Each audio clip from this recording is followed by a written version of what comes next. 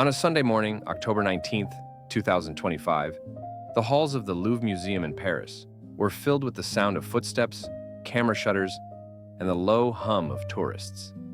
At 9:30 a.m., a team of masked intruders, disguised as workers, breached the museum's most secure gallery, the Galerie d'Apollon, home to the French crown jewels.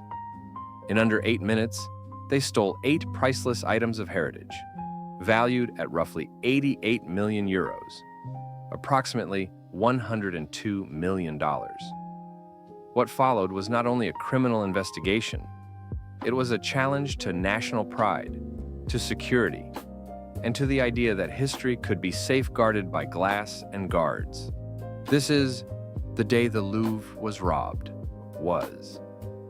The Galerie d'Apollon is more than a display case. It is a throne room of French royalty, commissioned by Louis XIV, gilded, vaulted, and adorned with some of the nation's greatest jewels. In that hall lay tiaras, necklaces, and brooches that once rested on the heads and bosoms of Empresses Eugénie and Marie-Louise, of Queen Marie-Amélie and Hortense. Museum staff had long warned of aging cameras and thin staffing. The very facade through which the thieves entered lacked full surveillance coverage, a vulnerability that would be exploited. Le Monde.fr.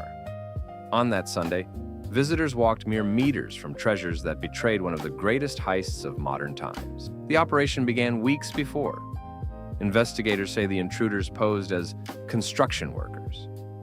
A truck with a cherry picker was parked near the scene-facing wall, ready to lift them to a second-floor balcony. At 9:30 a.m., while the museum was open and visitors filled the wings, the thieves climbed. A disc cutter, angle grinders, walkie-talkies, and leather-gloved hands completed the toolkit. In less than 4 minutes inside the gallery, they smashed 2 display cases and grabbed the jewels. They exited via the same lift and escaped on motorbikes down the streets of Paris. Every detail suggested professional planning, and a chilling message: nothing is inviolable. Among the stolen items, a tiara, necklace, and earrings from Queen Marie-Amélie's sapphire set, an emerald necklace and pair of emerald earrings from Empress Marie-Louise, a large brooch and tiara of Empress Eugénie, 1 crown belonging to Empress Eugénie and encrusted with 1,300 diamonds and 56 emeralds, was found abandoned outside the museum, badly damaged. The thieves had pulled it through too small an opening. The heist was not just theft of material value, but an assault on memory, on the objects that connected a republic to a monarchy, a nation to its past. The exit was swift. Motorbikes, a truck-mounted lift, and a route along the Seine onto the boulevard and out into the highways.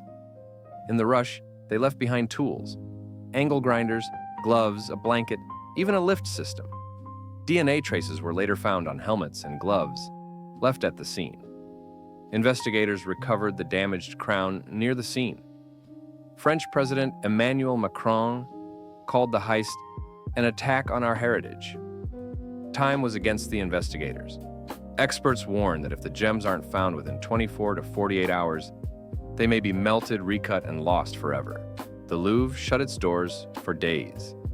The director, Laurence Descartes, testified before the Senate, this theft was not inevitable. She admitted the museum's security systems were inadequate, particularly around the balcony the thieves used. Museums across France launched emergency audits. The theft exposed a truth: popularity does not guarantee protection. The busiest museum in the world had a hole in its armor. The stolen jewels, meanwhile, vanished into the shadows of the criminal underworld, for now. Today, visitors pass the cracked window through which the thieves entered, curious, nostalgic, uneasy. The Galerie d'Apollon reopened, but the cases remain altered, the alarms louder, the cameras more cautious. The Guardian. The jewels may never return. Their value is not in millions of euros, but in the link between people and past.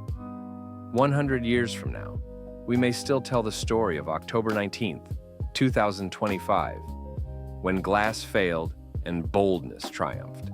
Because heritage is fragile, And sometimes the most well-guarded treasures are still the easiest to take. Fade to black.